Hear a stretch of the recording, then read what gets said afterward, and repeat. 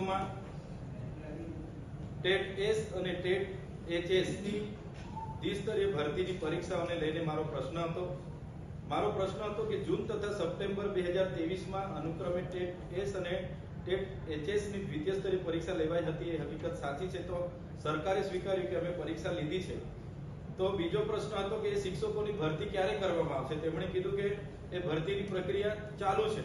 તો 2023 ના સપ્ટેમ્બરમાં ભરતી પ્રક્રિયા કરી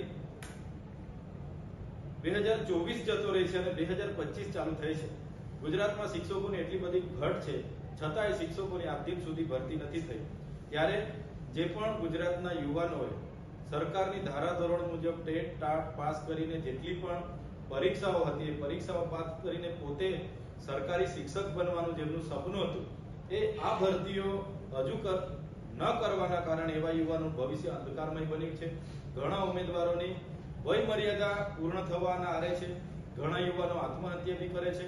એટલે આજની આ માહિતી હજુ પણ સરકારી કામગીરી ચાલુ બતાવી રહી છે. ત્યારે સરકાર જો ભરતી નથી કરતી તો ચોક્કસ હું માનું છું કે આવનારા દિવસોમાં વય મર્યાદા સહિતના ઘણા યુવાનોનું ભવિષ્ય અંધકારમય થવાનું છે.